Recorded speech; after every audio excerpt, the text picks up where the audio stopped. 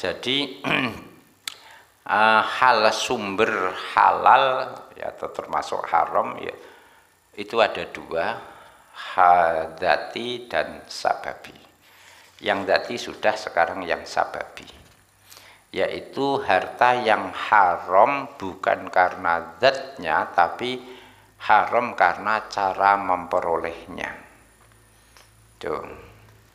Jadi begini, ini sistematika luar biasa Imam Ghazali ini.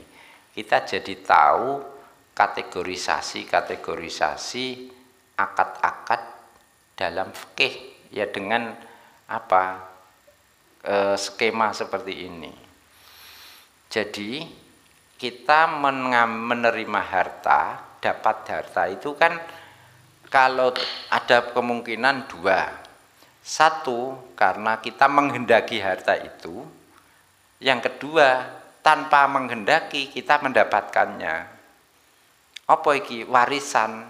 Warisan itu kita tidak menghendaki tetap dapat itu ya. Lah yang kita menghendaki itu ada dua. Ada yang berasal karena ada yang memiliki, tanpa pemilik gitu ya. Seperti hasil tambang, naik, berburu, laut dan sebagainya. Dan ada yang ada pemilik sebelumnya. Lah yang pemilik sebelumnya kita ambil itu ada dua cara. Dengan paksa dan dengan sukarela. Yang dengan paksa itu karena misalnya kehormatannya pemilik sudah tidak ada. Seperti apa? Perampasan perang. Zakat, orang nolak zakat bisa diambil paksa. Terus yang kita ambil secara sukarela, dan itu ada yang apa? Dengan imbalan tukar menukar, jual beli, mas kawin, opah. Tapi ada juga yang kita ambil dari orang lain secara sukarela, tanpa iwat, tanpa imbalan, hibah, wasiat itu. Jadi dengan dikategorisasi gini jadi enak ini. Berarti ini pohonnya itu ya, strukturnya yang harta yang kita dapat dari orang lain ada dua. Yang pertama kita menghendakinya, yang kedua tidak kita hendaki tapi dapat. Apa ini contohnya? Ini adalah yang warisan. Wes mandek pembagian ini. Terus yang kita peroleh dari orang lain karena kehendak kita, itu ada yang ada pemiliknya, ada yang tidak. Yang tidak ada pemiliknya ya seperti ikan di laut gitu ya. Bahan tambang itu tanpa memilih. Terus ada yang dari yang mempunyai pemilik sebelumnya. Yang dari pemilik sebelumnya ada dua, kita ambil secara paksa atau kita sukarela. Yang secara paksa tidak perlu dibahas lanjut. Yang sukarela ada yang dengan imbalan iwat, ada yang tidak. Berarti ada 6 ini kalau disimpulkan. Yang pertama, yakni harta yang kita ambil tanpa ada pemilik sebelumnya, yaitu apa?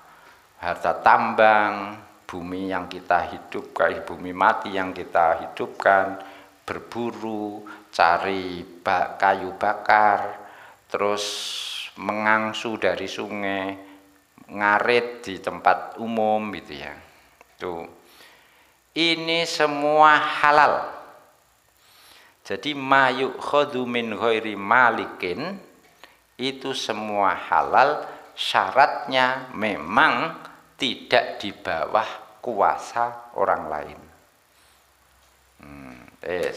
Di fikih pembahasannya Kitabu Ihya'il Mawad. Sekarang yang kedua, kita ambil secara paksa karena kehormatannya hilang, kehormatan pemiliknya jadi hilang. Tuh. Kita mengambilnya secara paksa. Apa itu? Ghanimah, harta orang-orang kafir yang memerangi kita gitu ya. Itu semua juga halal asalkan sudah dikeluarkan, dibagi-bagi 1/5 itu ya. Tuh. Yang 1/5-nya sudah dikeluarkan untuk Allah. In wa'lamu annama min syai'in falillahi khumusahu walir rasuli walidil qurba yatama, itu sudah, sisanya sampai di kita dan teman-teman kita. Tuh. Yang tidak boleh itu kan diambil paksa dari orang kafir, tapi orang kafir yang punya kehormatan, dhimmi, aman, muahad gitu ya. Nah, yang bagian kedua ini dibahas di fikihnya kitabul fa', ghanimah, jizyah gitu. Sekarang kelompok ketiga, diambil paksa tapi dengan hak dari muslim gitu. Kalau tadi kan dari kafir. Yang ketiga diambil secara paksa tapi pemaksaannya dengan kewenangan. Apa itu? Misalnya ya orang tidak mau zakat gitu ya, itu negara boleh menarik paksa begitu, tapi penarikan paksanya harus kadar zakatnya saja gitu ya. Yang boleh mengeksekusi siapa? Qadhi, hakim, sama sultan gitu ya.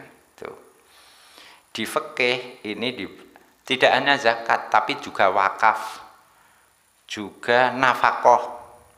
Wakaf itu kalau tidak sesuai peruntukannya, mauquf alaihnya, ada penyimpangan, ya bisa diambil paksa gitu ya. Nadhire melakukan penyimpangan misalnya, dikorupsi, digelapkan. Nafkah juga bisa, suami istri gitu ya. Ada istri kok menuntut menggugat suaminya. Terus berpengadilan, diputuskan hakim, istri berhak, nanti hakim boleh mengambil paksa jatah nafkah sebagai istri. Nah, untuk yang kelompok 3 ini, yang diambil secara paksa itu juga halal asal ada kewenangan syariat. Di fikih dibahas di kitabul wakaf, kitabus zakat, kitabun nafkah. Yang bagian keempat, kita menerima mengambil dari orang lain secara sukarela, tapi ada imbalannya, ada tukar menukar.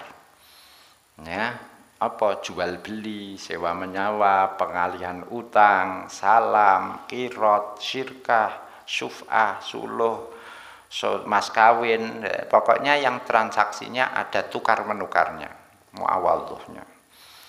Ini juga halal semua ya. Secara sababi halal asal memenuhi syarat barangnya yang dipertukarkan, syarat pelaku penukaran, dan syarat sighah ijab kabul. Yang kelima, kita dapatkan dari orang lain harta itu ya secara sukarela tanpa ada imbalan. Ya apa? Ya misalnya apa ya, hibah, wasiat gitu ya, zakat, itu kita dapat dari orang lain ya dengan sukarela tanpa kita memberi imbalan apa-apa. Nah, ini sah semua asal memenuhi syarat. Syarat siapa? Syarat barang yang diakati, syarat orang yang berakad, dan syarat proses akadnya. Yang terakhir, yang keenam, harta yang kita dapatkan tanpa kita kehendaki. Apa? Warisan. Kowe iku ora usah kerja pontang-panting, angger wong nuwanem sugih, wis ndonga tok ndang mati. Itu tidak kita kehendaki, tanpa ikhtiar kita itu. Nah, dengan itu juga halal. Syaratnya apa? Asalkan orang yang memberi warisan kepada kita itu menempuh mendapatkan hartanya dengan 5 cara sebelumnya tadi. Ini kan cara ke-6 ya. Nah, cara ke-5 cara sebelumnya itu. Nah, ini halalnya harta warisan itu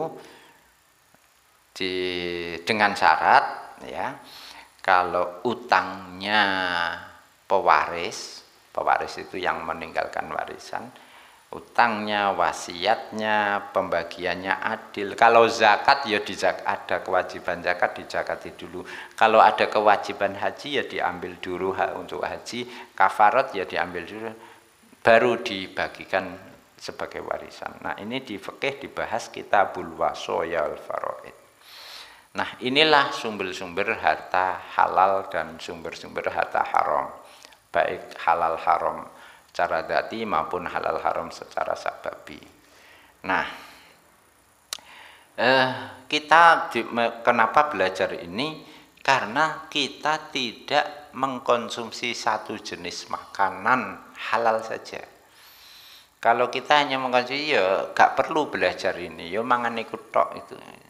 Tapi karena tidak mungkin, mustahil, makanya harus dipelajari semua. Fakullu ma yakulu min jatiyati jambagnan. Tidak boleh kita ya menerima harta kalau tidak tahu hukumnya.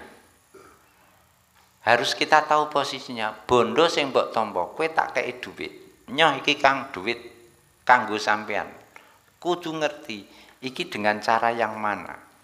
Apa iki krana kowe adol iwak tangkapan dari laut, berarti ini ahdzu min ghairi malikin, gitu ya.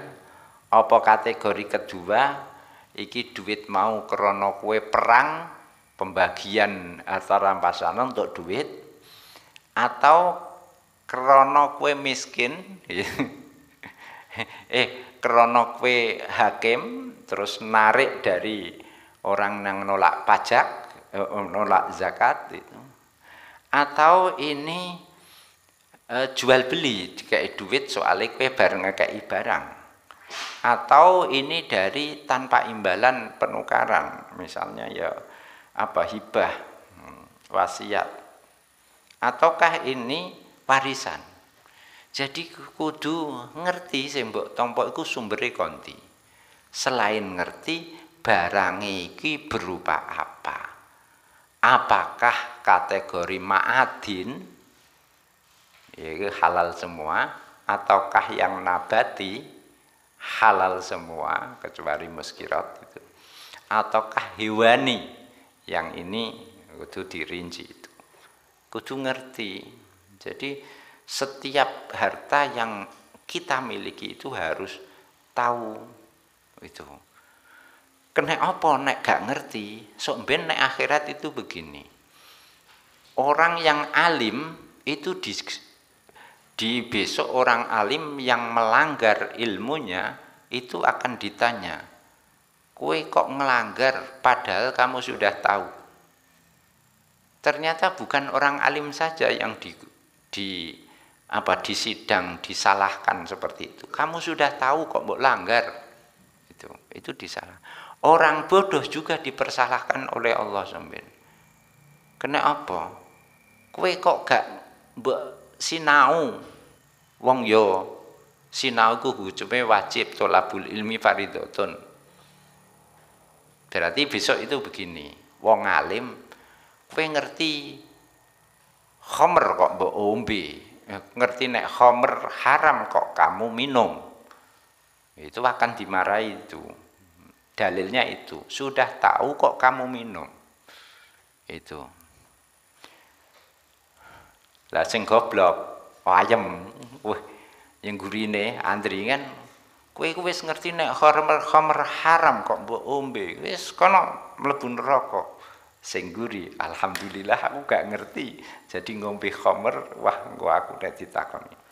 Lah kowe kok ngombe khamr kena apa? Kula mboten ngeros nek haram. Ya goblok kowe. Kowe kan tak kon wajibno sinau. Ya. Lah kula mboten ngeros, mulakno sinau. Ya. Ora entuk alasan goblok. Ya padha dilebokno neraka. Gusti Allah ora kentekan pasal. Jadi sing pinter, sing ngerti melanggar, ya dihukum karena pelanggarannya. Sing bodoh kok melanggar, dihukum karena tidak mau belajar. Wah, ini etos spirit belajar yang luar biasa. Orang bodoh itu tetap dihukum.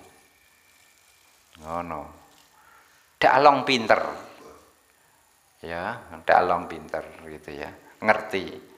Wong goblok, alhamdulillah aku goblok ora ngerti. Mas Anom terus aman, ndak disiksa wong gak sinau. Darujatul halal wa ramallah.